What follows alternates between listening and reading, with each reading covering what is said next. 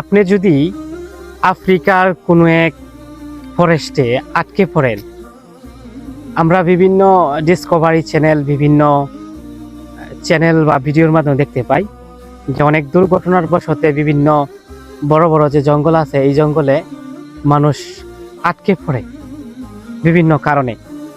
তো ওই ধরনের বিশাল ফরেস্টে যদি আপনি আটকে পড়েন, ঠিক আছে, আসলে ওই দেশে ওই ওই সকল ফরেস্ট থেকে আপনি কিভাবে বের হবেন, কিছু টিপস আপনাদেরকে বলি। আসলে ওই সকল বড় বড় জঙ্গলগুলো আমরা জানি বিশাল বিশাল জায়গা জুড়ে, অর্থাৎ আপনি যদি ওই জঙ্গলটা পাড়েও দিতে চান, প্রায় আপনার 2 থেকে 1 মাস সময় লেগে যেতে পারে। আমি বর্তমানে যে জায়গায় দাঁড়িয়ে রয়েছি, এটা প্রচুর বড় একটা জঙ্গল বলতে পারেন। চতুর্দিকে আপনারা দেখতে পাচ্ছেন যে গাছপালা, অন্য কিছু নেই। তো এই জঙ্গলটা দিয়ে আমি উদাহরণটা দিব। এই ধরনের বড় ধরনের জঙ্গলে যদি আপনি আটকে যান, আপনি কিভাবে বাঁচবেন?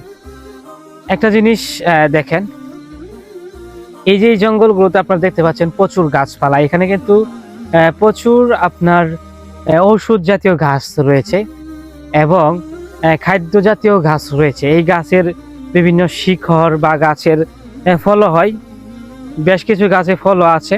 এই সকল ফল খেয়ে আপনি দীর্ঘদিন টিকতে পারবেন, আপনার যদি মনোবল শক্ত থাকে এবং আপনার যদি গাছের গুণগত জিনিস সম্পর্কে আপনার ধারণা থাকে, তাহলে আপনি অবশ্যই এই সকল জঙ্গল পাড়ি দিতে পারবেন। এটা কোনো ভয়ের ব্যাপার না, ঠিক আছে।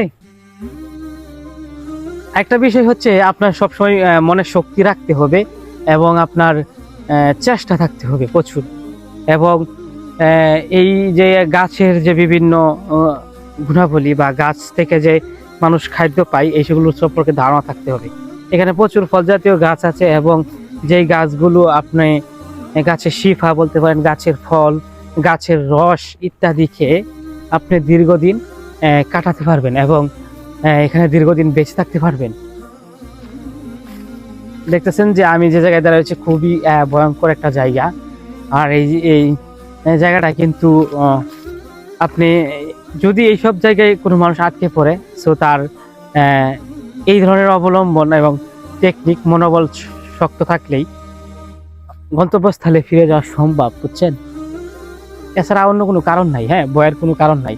বনের ভিতরে যেন অনেক প্রাণী থাকে, ঠিক আছে, সেই প্রাণীগুলো মানুষকে আপনাকে প্রথম স্তরেই আঘাত করবে না, ঠিক আছে। তাদেরকে যখন আপনি ডিস্টার্ব করবেন, তাদেরকে যখন আপনি বিরক্ত করবেন, তখন আপনাকে তারা আঘাত করবে। এছাড়া প্রাণীরা আঘাত করে না।